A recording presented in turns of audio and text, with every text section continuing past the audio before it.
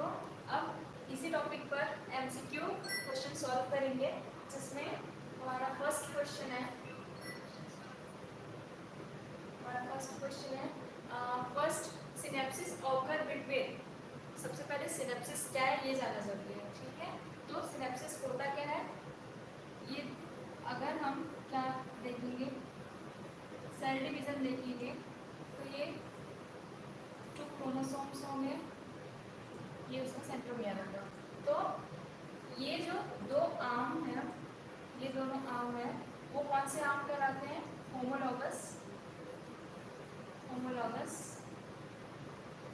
Arm कहलाते हैं। और ये जो है,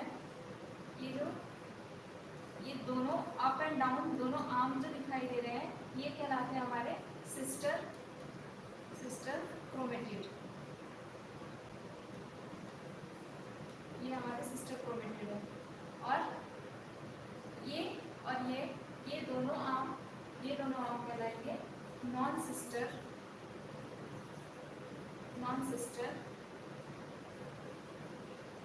क्रोमेटिड, ठीक है।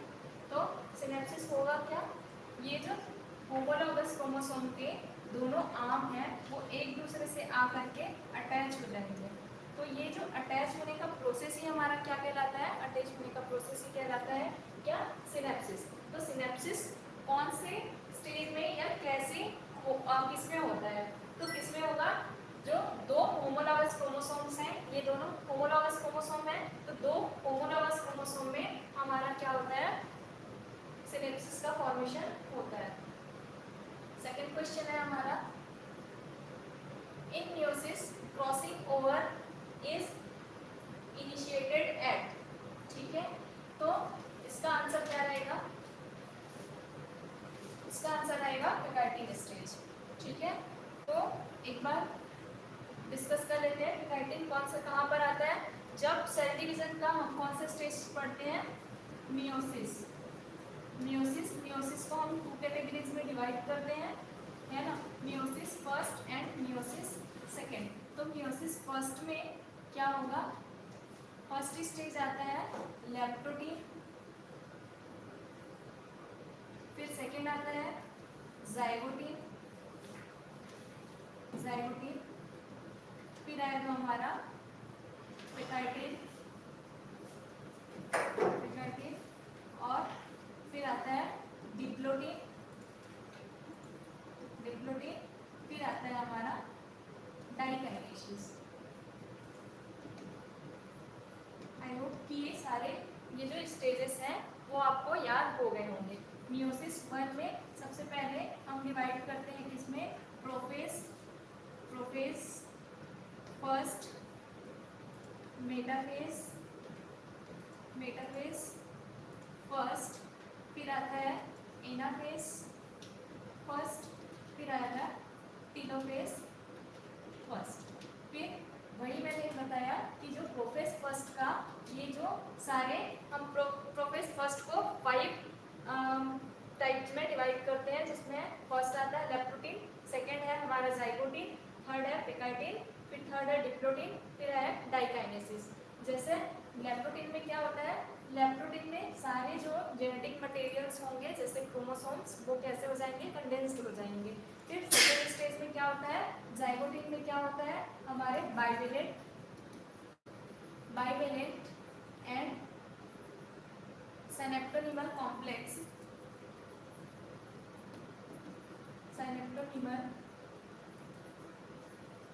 पिकाइटिन में क्या हुआ? जो सेल्स में क्या हो गया है? सेल्स में साइनेप्सिस का फॉर्मेशन हो गया है, मतलब आकर के अटैच हो गए हैं। अब दो होमोलॉगस क्रोमोसोम जब एक दूसरे से आकर के अटैच हो जाएंगे तो अपने जेनेटिक मटेरियल का क्या करते हैं? क्रॉसिंग ओवर करते हैं। तो क्रॉसिंग ओवर का जो प्रोसेस है उसे ही हम लोग क्या बोलते हैं? रिकॉम्बिनेशन। अगर इसे सिंपल वर्ड में मैं समझूं तो सिंपल वर्ड में इसका मतलब होगा कि जो उसमें क्या है, जीन्स है या एलिल्स हैं, वो क्या हो रहे हैं? एक जो किसी कैरेक्टर को डिटरमाइन कर रहे हैं, वो क्या हो रहे हैं? क्रॉस हो रहे हैं। और इसी क्रॉसिंग ओवर के कारण ही क्या होता है किसी भी एक जनरेशन से सेकंड जनरेशन में वेरिएशन का फॉर्मेशन होता है। तो जो क्रोमोसोम्स में क्या होगा, वेरिएशन होगा, वो किसके कारण होता है, ये होता है हमारे क्रॉसिंग ओवर के कारण। और ये क्रॉसिंग ओवर बेसिकली कौन से स्टेज पे होता है, पेकाइडिन स्टेज पे होता है। मोस्ट इंपॉर्टेंट क्वेश्चन यहाँ से, ये अगर कहीं से क्वेश्चन आएगा तो इसी टॉपिक से ज्यादातर मोस्टली क्वेश्चन पूछा जाता है कि मियोसिस में क्रॉसिंग ओवर कौन से स्टेज में होता है, तो वो होता है हमारे पेकाइडिन स्टेज में। नेक्स्ट हमारा क्वेश्चन है, which of the following phase in meiosis is in correct order। ठीक है, इस क्वेश्चन में हमको क्या देखना है, यहाँ पर क्या बताया गया है, इसमें सारे ऑर्डर्स बताए गए हैं कि कहाँ कहाँ पर कौन कैसा ऑर्डर है, मतलब कि किस किस फेज के बाद में कौन सा फेज आता है। तो इसमें से हमको क्या देखना है कि कौन सा ऑर्डर जो है वो क्या है, करेक्ट है। ठीक है, तो सबसे पहले देखते हैं फर्स्ट ए में क्या लिखा हुआ है, प्रोफेज, टेलोफेज, मेटाफेज, एनाफेज। क्या है, ये रॉन्ग है। ठीक है, सबसे पहले क्या आता है हमारा, प्रोफेज आता है। ठीक है, पहले आता है प्रोफेज, प्रोफेज के बाद अब सेकंड क्वेश्चन में देख लेते हैं, प्रोफेज, मेटाफेज, एनाफेज, टेलोफेज। ये हमारा करेक्ट आंसर है। सबसे पहले क्या आता है हमारा, प्रोफेज आता है, प्रोफेज के बाद में क्या हो जाता है, मेटाफेज आता है, मेटाफेज, प्रोफेज के बाद आता है हमारा मेटाफेज, मेटाफेज, मेटाफेज के बाद आता है एनाफेज, एनाफेज के बाद हमारा आता है टेलोफेज। ठीक है, ब्रीफली डिस्क्राइब कर देती हूँ, डायरेक्टली फेजेस में होता क्या है। प्रोफेज में क्या हो जाएगा, प्रोफेज को हम कितने फेज में डिवाइड करते हैं, अगर मैं माइटोसिस की पॉइंट ऑफ व्यू से देखूं तो इसको हम लोग अर्लियर और लेट 2 फेज में डिवाइड करते हैं। तो जो प्रोफेज का अर्लियर स्टेज होता है, अर्लियर स्टेज में क्या हो जाएंगे, जितने भी हमारे जो जेनेटिक मटेरियल्स हैं वो कैसे हो जाएंगे, वो क्या कैसे हो जाएंगे, डिसअपीयर होने स्टार्ट हो जाएंगे, डिसअपीयर होने स्टार्ट हो जाएंगे। और लेट प्रोफेज में क्या हो जाएगा, जो क्रोमोसोम को कवर करने वाला सेल मेम्ब्रेन है वो क्या हो जाएगा, रप्चर होना स्टार्ट कर देगा। तो वो क्या हो जाएंगे, ब्रेक डाउन करना या रप्चर होना स्टार्ट हो जाएगा। तो ये हमारा हो जाएगा प्रोफेज का क्या है, स्टेज है। फिर नेक्स्ट स्टेज में आता है मेटाफेज। तो मेटाफेज में क्या होता है, और मोस्ट इंपॉर्टेंट, प्रोफेज में किसका फॉर्मेशन स्टार्ट हो जाता है, एस्टर। एस्टर क्या होते हैं, क्रोमोसोम के आर्म को जो पकड़े हुए रहते हैं, क्रोमोसोम के दोनों आर्म को होल्ड करने वाले जो थ्रेड लाइक स्ट्रक्चर होता है उसे ही हम क्या बोलते हैं, उसे हम बोलते हैं एस्टर। तो एस्टर का फॉर्मेशन कहाँ पर स्टार्ट हो जाता है, एस्टर का फॉर्मेशन प्रोफेज स्टेज में स्टार्ट हो जाता है। तो यहाँ पर एस्टर का फॉर्मेशन स्टार्ट हो गया। तो अब क्या होंगे, ये दो जो क्रोमोसोम्स हैं, ये जैसे क्रोमोसोम्स का क्या हो गया, आर्म हो गया। तो दोनों आर्म को होल्ड करने वाले थ्रेड लाइक स्ट्रक्चर को ही हम किस क्या बोलते हैं, एस्टर बोलेंगे। तो एस्टर का फॉर्मेशन प्रोफेज के लेट स्टेज में स्टार्ट हो जाएगा। उसके बाद फिर आते हैं मेटाफेज। तो मेटा का मतलब होता है मिडिल। तो क्या होगा, मेटाफेज में जो क्रोमोसोम्स क्या हो रहे हैं, डिवाइड होना स्टार्ट कर रहे हैं। तो क्रोमोसोम जो स्टार्ट कर रहे हैं डिवाइड होना, वो क्या हो जाएंगे, सेंटर पर आ जाएंगे, सेल के सेंटर पर आ जाएंगे। और किसका फॉर्मेशन कर लेंगे, इक्वेटोरियल प्लेट का, इक्वेटोरियल प्लेट का फॉर्मेशन कर लेंगे, मतलब सेंटर में आकर के। फिर क्या होगा, एनाफेज में क्या होगा, जो सेंटर पे आए हुए हैं क्रोमोसोम, उसमें क्या हो जाएगा, उसमें फोर्स जनरेट हो जाएगा। और वो दोनों जो क्रोमोसोम है वो कहां पर आ जाएंगे, पोलर एंड पर आना स्टार्ट कर देंगे with the help of with the help of aster. तो फिर क्या हो जाएंगे, ये दोनों पोल पे चले जाएंगे। और पोल पे जाने के बाद फिर ये क्या हो जाएगा, ये जो इसके अंदर का न्यूक्लियस है वो क्या हो गया, डिवाइड हो गया। टेलोफेज में क्या हो जाएगा, अब जैसे हम देख रहे हैं क्या हो गया, न्यूक्लियस डिवाइड हो गया। आफ्टर न्यूक्लियस के डिवाइड होने के बाद वो क्या हो जाएगा, सेल का लास्ट स्टेज आता है टेलोफेज स्टेज। टेलोफेज स्टेज में क्या होगा, जो सेल जो है वो डिवाइड हो जाएगा। मतलब कि इसके अंदर जितने भी जेनेटिक मटेरियल हो गए हमारा जितने भी सेल ऑर्गेनेल्स जैसे एंडोप्लाज्मिक रेटिकुलम और जितने भी सेल ऑर्गेनेल्स है वो क्या हो गए, डुप्लीकेटेड हो गए। और डुप्लीकेट होने के बाद अब क्या हो जाएगा, वो डिवाइड हो गया।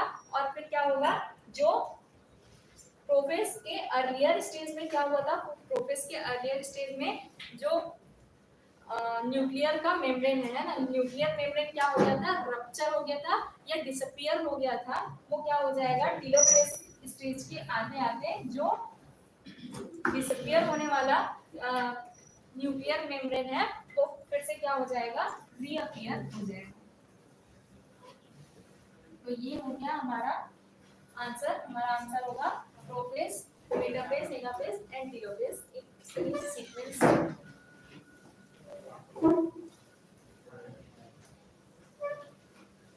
फिर आते हैं फोर्थ क्वेश्चन। फोर्थ क्वेश्चन क्या बोल रहा है, during mitosis ER and nucleolus begin to disappear. ठीक है, अभी हमने पढ़ा था, अभी मैंने बताया कि जो कौन कौन से ऑर्गेनेल्स हैं, हमारा ईआर हो गया, न्यूक्लियोलस हो गया, ये सारे कहाँ पर डिसअपियर स्टार्ट हो जाता है, डिसअपियर होना स्टार्ट होता है अर्लियर प्रोफेज में। ठीक है, अर्ली प्रोफेज में जितने भी सेल ऑर्गेनेल्स हैं और न्यूक्लियोलस है या न्यूक्लियर मेम्ब्रेन है वो क्या होने लग जाता है, डिसअपियर होना स्टार्ट हो जाएगा। ठीक है, देन फोर्थ क्वेश्चन है, फिफ्थ क्वेश्चन था in which stage the cell remain metabolically active but do not proliferate. ठीक है, मतलब वो क्या होगा, मेटाबॉलिकली एक्टिवेट तो होगा लेकिन प्रोलिफरेट मतलब कि क्या, डिवाइड होना स्टार्ट नहीं करेगा। तो वो कौन सी स्टेज है, वो स्टेज है G0 स्टेज। ठीक है, सेल साइकिल अगर हम देखिए तो सेल साइकिल में क्या होता है, कितने स्टेज में हम डिवाइड करते हैं, सबसे बड़ा जो स्टेज रहेगा वो हमारा रहता है इंटरफेस, देन फिर ये स्टेज होगा एम्फेज होता है। एम्फेज को हम डिवाइड करते हैं किसमें, प्रोफेज, मेटाफेज, एनाफेज, फिर टेलोफेज। और टेलोफेज के एंड में एक छोटा सा स्टेज आता है G0 स्टेज। और इंटरफेज को हम डिवाइड करते हैं किसमें, G1, S और G2। तो ये जो स्मॉल स्टेज है G0 का स्टेज, G0 का स्टेज में क्या होगा, हमारा जो सेल है वो कैसे रहेगा, मेटाबॉलिकली एक्टिव तो रहेगा ही, मेटाबॉलिकली एक्टिव तो रहेगा ही, लेकिन प्रोलिफरेट मतलब कि डिवाइड होना स्टार्ट नहीं करेगा। ठीक है, तो ये रहा, इसका आंसर रहेगा G0 stage.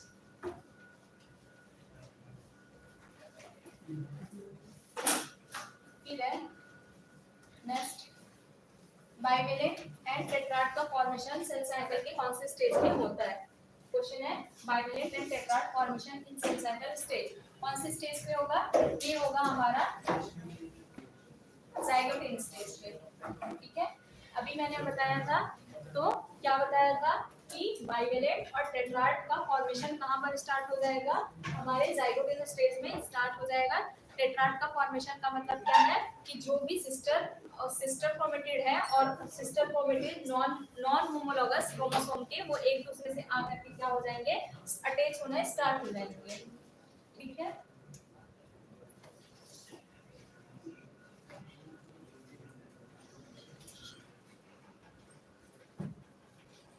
which of the following, next question है, which of the following phases occupy 95% of time involved in cell cycle। कौन सा आंसर करेक्ट रहेगा, हमारा इंटरफेस।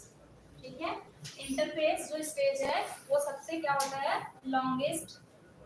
लॉन्गेस्ट फेज होता है इसका, सेल साइकिल का।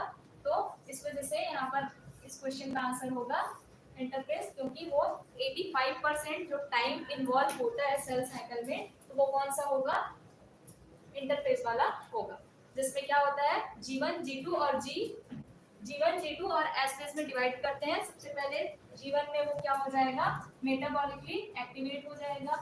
S फेज में क्या हो जाएगा, यहाँ पर जो जेनेटिक मटेरियल है, मतलब यहाँ पर रेप्लिकेशन क्या हो जाएगा, स्टार्ट हो जाएगा, मतलब डीएनए डबल हो जाएगा। फिर G2 स्टेज में क्या हो जाएगा, वो इस स्टेज में इसका फॉर्मेशन प्रोटीन का फॉर्मेशन स्टार्ट कर देगा। फिर आते हैं नेक्स्ट क्वेश्चन हमारा, what gland is located just superior to the kidney. Answer है हमारा कौन सा, एड्रिनल। एड्रिनल ग्लैंड कहाँ पर सिचुएटेड रहता है, अगर मैं यहाँ पर किडनी का डायग्राम बनाऊं, सपोज किडनी है, two pair of kidney, one pair of kidney present रहेगा, तो किडनी के ऊपर में कैपला के स्ट्रक्चर में जो क्या है ग्लैंड प्रेजेंट है, इस ग्लैंड को ही हम कौन सा ग्लैंड बोलते हैं, एड्रिनल ग्लैंड बोलते हैं। तो किडनी की जस्ट सुपीरियर मतलब ऊपर कौन सा ग्लैंड प्रेजेंट रहेगा, एड्रिनल ग्लैंड प्रेजेंट रहेगा। और एड्रिनल ग्लैंड को हम एड्रिनल ग्लैंड ही क्या करता है, एड्रिनल ग्लैंड को थिकनेस हार्मोन के भी नाम से जानते हैं, है ना। फिर क्या होगा, नेक्स्ट क्वेश्चन है,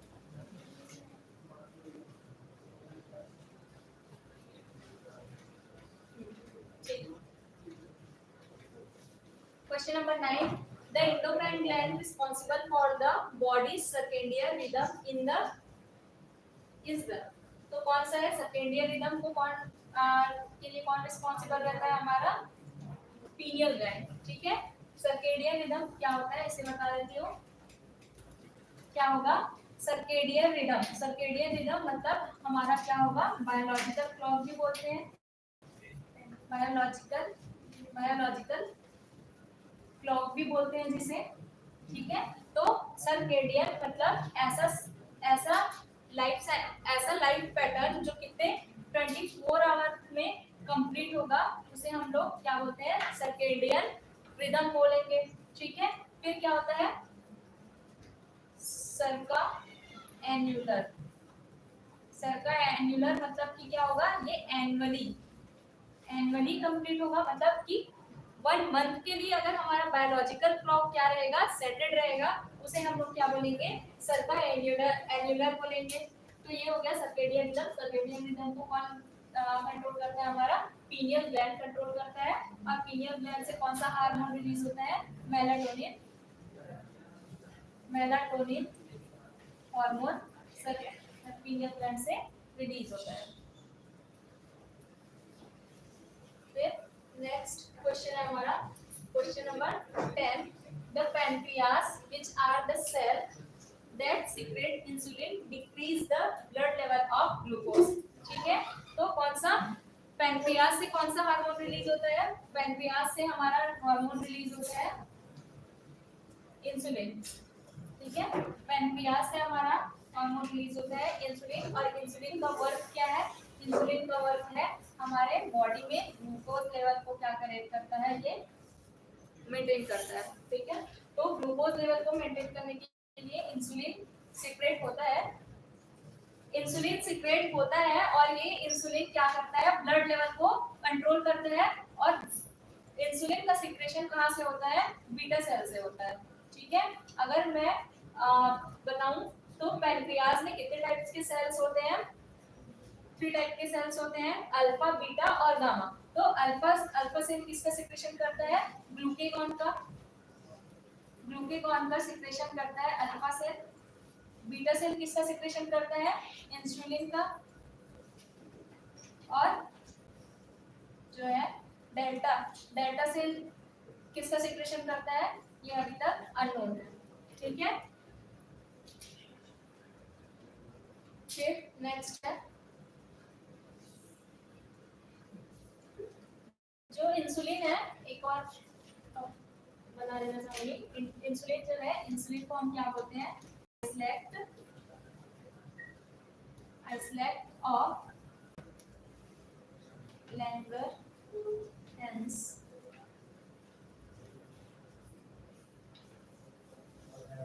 आइसोलेट ऑफ लैंगरहैंस के नाम से भी जानते हैं।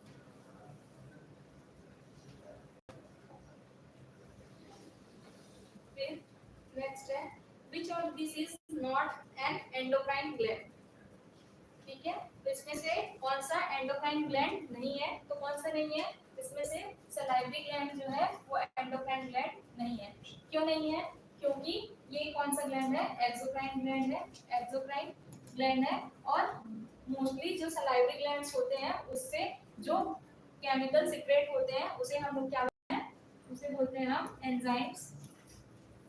एंजाइम्स और क्या करता है? ये अपना जो केमिकल्स है वो क्या करेगा? डायरेक्टली ब्लड स्ट्रीम में देगा। इस वजह से हम इसे क्या बोल देंगे? ये एंडोक्राइन ग्लैंड नहीं है। ठीक है, जहां पर पैनक्रियाज एंडोक्राइन ग्लैंड है, टेस्टिस भी एंडोक्राइन ग्लैंड है, पैराथायराइड ग्लैंड भी एंडोक्राइन ग्लैंड है। पैनक्रियाज से इंसुलिन एंड ग्लूकागॉन का सिक्रेशन होगा। टेस्टिस से किसका सिक्रेशन होगा? टेस्टोस्टेरॉन का सिक्रेशन होगा। और किसका सिक्रेशन होगा? एंड्रोजन का सिक्रेशन होगा। एंड्रोजन का सिक्रेशन होगा। पैराथायराइड ग्लैंड किसका सिक्रेशन करते हैं? कैल्सिटोनिन का सिक्रेशन करते हैं, जो कि ब्लड ग्लूकोज लेवल, ब्लड में कैल्शियम लेवल को क्या करेगा? रेगुलेट करेगा। कैल्सिटोनिन और एक और हार्मोन इससे सीक्रेट होता है वो है पैराथायराइड।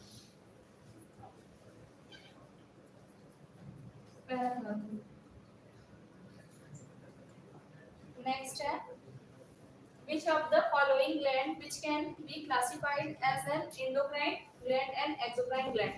ठीक है, तो क्वेश्चन पूछ क्या रहा है?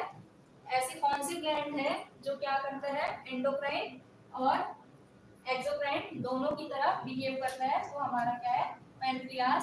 पैनक्रियाज क्या करता है? पैनक्रियाज जो है वो एंडोक्राइन और एक्सोक्राइन की तरह बिहेव करता है, क्योंकि पैनक्रियाज से किसका किसका सिक्रेशन होता है? हार्मोन का भी सिक्रेशन होता है और किसका? एंजाइम्स का भी क्या होगा? सिक्रेशन होगा। इस वजह से पैनक्रियाज को हम मिक्स्ड ग्लैंड बोलते हैं। ठीक है, थायराइड से किसका सिक्रेशन होता है? T3 T4 और T3 T4 का सिक्रेशन होगा। T3 मतलब ट्राइआयोडोथायरोनिन और T4 मतलब टेट्राआयोडोथायरोनिन का सिक्रेशन होगा थायराइड से। फिर होगा हमारा थाइमस से किसका सिक्रेशन होगा? इम्यून सेल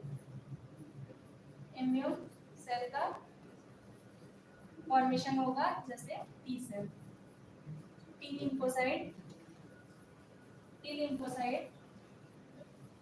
लिम्फोसाइट्स का फॉर्मेशन थाइमस ग्लैंड से होगा, जो कि हमारे इम्यूनिटी के लिए रिस्पांसिबल रहेगा।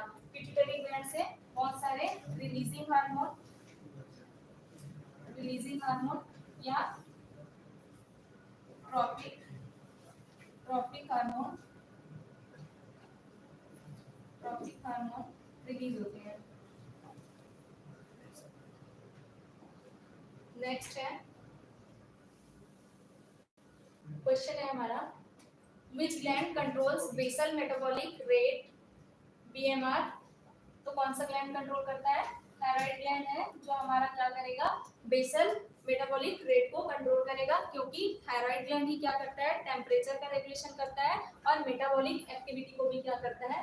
रेगुलेट करता है। ठीक है, सारे ग्लैंड्स के बारे में डिस्कस अर्लियर कर चुके हैं। नेक्स्ट क्वेश्चन है, which of the following hormones are responsible for the fight or flight response। तो इसका आंसर रहेगा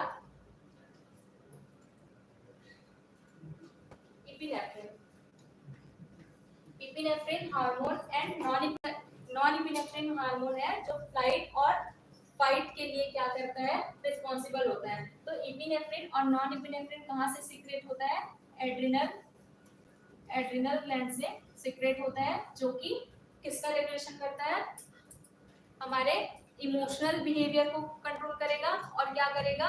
हमें अगर कहीं डर लग रहा है ना, तो ऐसे सिचुएशन में ये हार्मोन सीक्रेट होगा इपिनेफ्रिन। और जो कंडीशन डर के टाइम में होगा उसके एंटागोनिस्टिक जो वर्क करेगा वो कौन करेगा? नॉन इपिनेफ्रिन करेगा।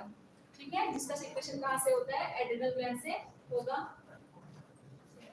एस्ट्रोजन एंड प्रोजेस्टेरॉन का सिक्रेशन कहां से होता है? ओवरी से होता है। ठीक है, ओवरी से होगा। थायरॉक्सिन ये तो पढ़ चुके हैं। फिर calcium level in blood is regulated by the, कहाँ से रेगुलेट होगा कैल्शियम लेवल, ये रेगुलेट होता है पैराथायरॉइड ग्लैंड से। ये किसका रेगुलेशन करता है, कैल्शियम आयंस का रेगुलेशन करेगा। कैल्शियम आयन का रेगुलेशन कैसे करेगा, ये जैसे हमारे ब्लड स्ट्रीम में क्या किसका फ्लो हो रहा है कैल्शियम का, और हमारे बोन में भी क्या है कैल्शियम है, ब्लड में भी कैल्शियम और बोन में भी कैल्शियम है। अगर किसी ऐसी सिचुएशन में क्या होगा, ब्लड में किसी कारण से कैल्शियम डिक्रीज हो गई, तो ये कैल्शियम कहाँ से लेगा, बोन से लेगा, और बोन में अगर कैल्शियम की कमी हो गई तो वो ब्लड से लेगा, जिससे क्या हो जाएगा दोनों मेंटेन हो जाएंगे। तो मेंटेन करने का काम कौन करेगा, वो करेगा पैराथायरॉइड ग्लैंड करेगा। पैराथायरॉइड ग्लैंड से जो हार्मोन सीक्रेट होता है कैल्सिटोनिन, कैल्सिटोनिन ये करेगा। नेक्स्ट हमारा लास्ट क्वेश्चन है the action of parathormone in the human body. क्या कहते हैं, अभी पढ़े थे, ये क्या करेगा, ये क्या करेगा कैल्शियम लेवल को इंक्रीज करने का काम करेगा। ठीक है, कौन करेगा, पैराथार्मोन, जो कि पैराथायरॉइड